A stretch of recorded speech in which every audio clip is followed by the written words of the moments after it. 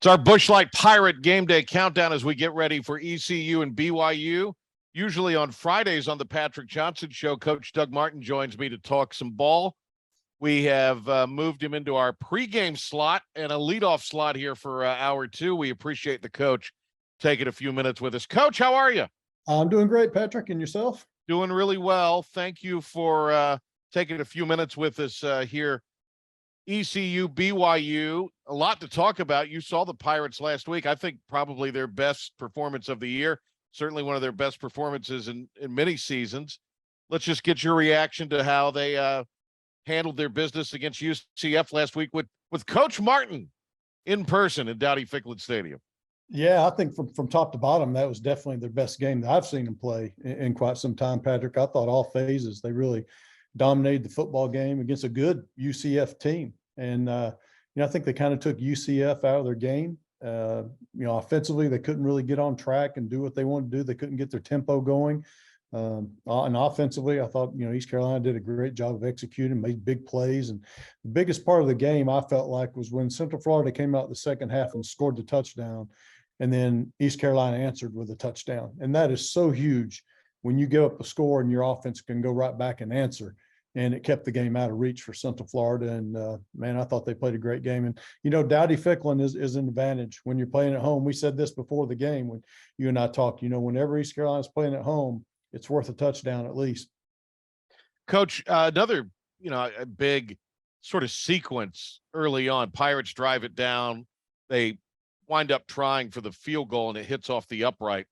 And then they get the ball almost immediately back. I think had UCF gone down and even kicked a field goal, certainly got a touchdown. Had UCF scored early, I think that might have loomed a little large. But I thought it was really telling that ECU, could have been up 28-0 in that game. Yeah, I think you're right. And, their defense, ECU's defense has really played well all year. I really haven't seen a game yet where defensively they've not played, really winning football. They're really strong up front. I think they do a great job in the back end. They do a nice job of mixing things up. And defense is definitely a strength for them right now.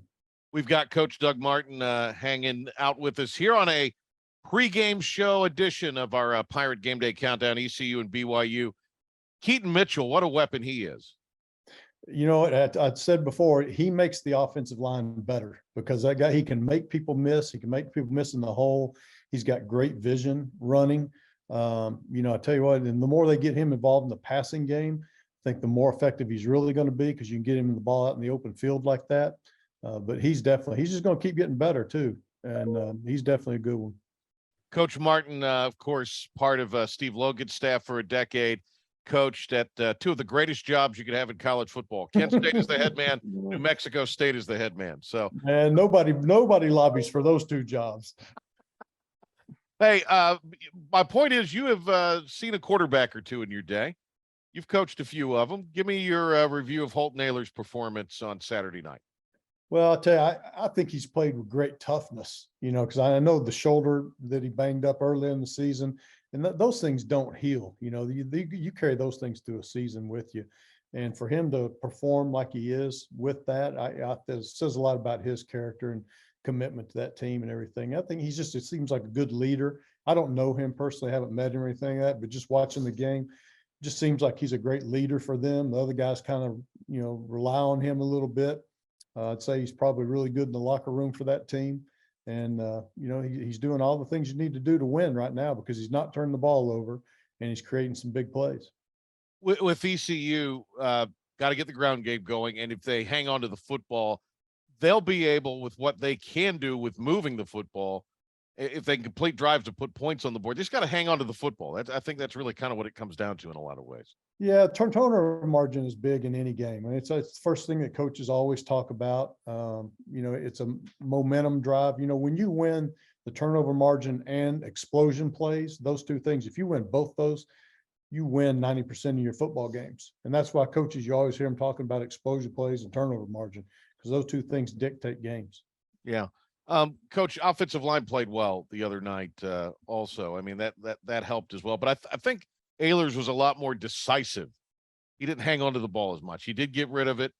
And look, when UCF was matched up on the ECU receivers in kind of that man, Pirates have two receivers physically that can take advantage of a lot of guys in the secondary. Yeah, that's the thing I've been really impressed with is East Carolina's wide receivers in one-on-one matchups. I mean, they've got size, they've got length, they attack the ball really well. Ahlers is good at putting it up there on the 50-50 ball and letting those guys go compete.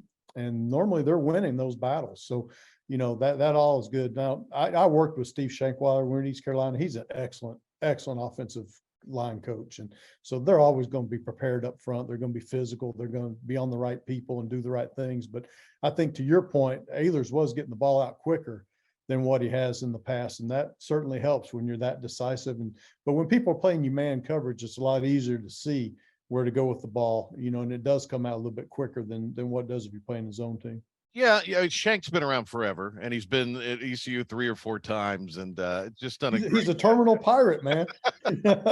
He's a pirate. He's one of those guys. There's no doubting he's a pirate. But I mean, the job that it's interesting, and we talked about this in different interviews beginning of the season, or the recruiting at ECU has been really good. They've gotten some really good skill players. They've got some good players on defense through recruiting in the portal, and almost overnight, well, certainly after the first year, you could see that talent difference. Steve Shankweiler said there's no microwaving the offensive line. He said it was going to take at least 3 years to get it to where he needed to get it to. So, here we are in Coach Houston's 4th year. And yeah, I mean, it has taken that long for Shank to do it the right way and build a unit that is, I believe they wish they were a little deeper, but certainly a group that has been cohesive so far. Well, he's right about that because, offensive linemen, they've got to have time to develop physically. When they come in from high school, very few offensive linemen are ready to play as true freshmen or even redshirt freshmen. They need time to put on weight, to put on muscle, to learn the speed of the game. The speed of the game in college is so much different than high school, especially for an offensive lineman. It does take time. And then the mental part of the game. There's a lot, those guys have a lot going on now up front. There's a lot of communication that goes on. If the defensive front moves just a little bit or linebacker lines up in a different gap, calls change. I mean, it's a process and it takes a long time to get it established. And he's exactly right. If you're going to do it right, then the offensive line coach has got to be a constant for them and the system has to be a constant for them. And it's going to take a couple of years. We've got Coach Doug Martin with us here on our Pirate Game Day Countdown, fueled by Busch Light. ECU and BYU coming up just after 8 o'clock tonight. You'll hear the game right here coming up in a little bit. Coach, let me ask you a little bit about sort of the social aspect of last week. Another great tailgate, some good barbecue. Skip Holtz, you got to kind of reconnect with Coach Holtz, so that was kind of fun for you after. Yeah, is there ever a bad tailgate at East Carolina? I don't think that even exists, does it? We had a great time. Vicky and I were there, and we got to meet a couple of people that we hadn't seen before and hadn't seen in a long time. And then Skip Holtz, I've met Skip several years ago at some head coaching functions, and always enjoyed talking with him. So it was good to see him there, and got to see Terrence Copper in person, so that was good to get down with him a little bit, and seeing a couple of the guys that we coached there before. So that's all been great. It's always a great time if we get to get up there. Yeah, I know it was Terrence enjoyed seeing you. He's been talking about it ever since. So he was really excited to get to see you again. Let's get into this game tonight. You've coached at BYU on a couple of occasions, so give us and give our listeners what that scene is like. Yeah, we've played against BYU 3 or 4 times, particularly when I was at New Mexico State. And, this is a tough place to play. They take a lot of pride in their football program there. Provo really supports that football program, whether they're winning, losing, up, down. It doesn't really matter with them. They're going to be there. Weather can be a factor up there. The altitude is a factor up there a little bit when you're playing there for your players. So there's a lot of different things that are going on. The other thing with them is BYU is kind of like the military academies. The military academies have a culture that's built in. And when you play them, they're going to be tough as nails, mentally and physically. They're not going to beat themselves, and they're just going to keep coming after you. BYU kind of has some of those same characteristics because of the culture of the school and the way the Mormon religion is built into that school. All the players go on a Mormon mission, so they're gone for a year or two, and then they come back. So you're dealing with a really mature, older group of players A lot of them are married, have kids. I mean, these guys, some of them are on Social Security. You know, these guys, these guys are older guys. But jokingly, I'd say that. But you know, they don't panic when things go bad because of the maturity level that of the type of kid they're dealing with in their coaching. So people say, well, they've lost their last 3 games. Let me tell you something. That's not going to matter because their players will not panic. Their coaches will not panic. They're going to stick together. I mean, it's just a culture. I can't tell you, describe it probably as well as what it really is, but it's ingrained up there. They're going to compete. They're going to play hard from week to week. It really doesn't matter what else happens. You know, everybody talks about night football and, you know, playing under the lights and the crowd's a little lamped up. Don't get it twisted. That may not be a tailgating crowd in the sense that it might be at other places, but they will be amped up tonight. They absolutely will. I mean, they take so much pride in athletics there, but particularly football. And you go all the way back to Lavelle Edwards and what he built there. I mean, he was really the father of the passing game in college football, if you're really going all the way back. And so the pride has always been there. I mean, they've had some trophy winners there. They got national championships there. I mean, it's important to that community for football to succeed. If you're East Carolina, you have to do what to go in there and have a successful road outing and win the football game, get bowl eligible, the whole 9. Yeah, I think there's going to come a point where BYU is going to make a run and they're going to have you on your heels a little bit and you have to weather that storm, which means, you know, offensively, you got to be able to answer scores again, just like East Carolina did last week. If BYU gets a touchdown or 2 on them, they need to be able to answer.